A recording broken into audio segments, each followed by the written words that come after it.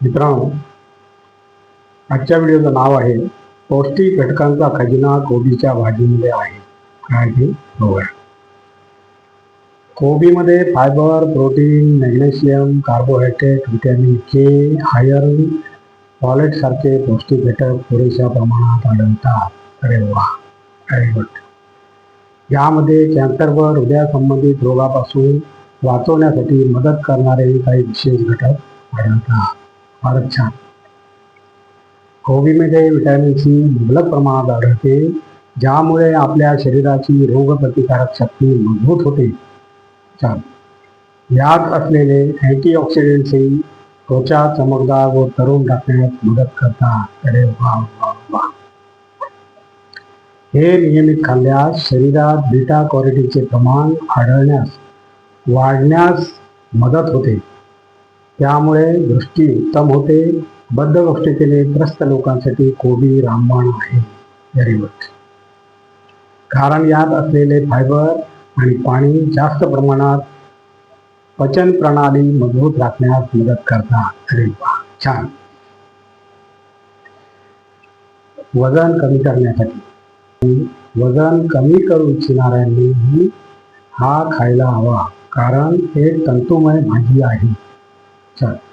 त्यामुळे पोट दीर्घकाळ भरलेले राहत असते. याशिवाय कोबीत असलेले लॅक्टिक ॲसिड स्नायू सुदृढ ठेवण्यास मदत करते. Very good. आहारात कसे वापरावे? कोबीचा वापर सॅलड व भाजी दोन्ही पद्धतीने करता येऊ शकतो, पण तो वापरण्यापूर्वी चांगल्या प्रकारे साफ करणे अत्यंत आवश्यक आहे. जर सलाड बनवणार असाल तर हिरवी पाने वेगळी करून व्यवस्थित थंड पाण्याने साफ करा व पूर्ण खात्री झाल्यानंतर खा. भाजी बनवताना तो पूर्णपणे शिजल्याची खात्री करून घ्या. यात काळे मीठ मिसळून खाल्ल्यास गॅस होणार नाही. अरे वा. आणि दुसरी एक छोटीशी टीप आहे बघूया. सांधेदुखी असेल तर सांध्यांवरती कोबीची पाने गरम करून कोबीची पाने बांधावी आणि ती चांगल्या परिणामासाठी सुमारे 2 ते 3 तास किंवा रात्रभर तुम्ही ठेवू शकता. तसेच तुम्ही ही प्रक्रिया दररोज 4 ते 5 दिवस किंवा गरजेनुसार पुन्हा पुन्हा देखील करू शकता. सांधेदुखीसाठी आणखी काही नैसर्गिक पर्याय आहेत. बघूया काय ते. हळद ही शक्तिशाली दाहक विरोधी गुणधर्मासाठी ओळखली जाते. त्यामुळे आपल्या नियमित आहारात तिचा समावेश नक्की करा. हळदीचा समावेश करेल. आल्याच्या चहाचे सेवन करा. एप्सम सॉल्ट, गरम पाण्यात एप्सम सॉल्ट टाकून आंघोळ केल्याने वेदना व जळजळ कमी होण्यास मदत होते. अरे वा, व्हेरी गुड. तेल लावा. वेदना कमी करण्यासाठी निलगिरी, पेपरमिंट व लॅव्हेंडर सारख्या तेलाने तुम्ही वेदना होणाऱ्या त्वचेवर मालिश करू शकता. अरे वा. व्यायाम. योगा पोहण्याआधी सौम्य व्यायाम सांधे लवचिक ठेवण्यास आणि वेदना कमी करण्यास मदत करते. अरे वा.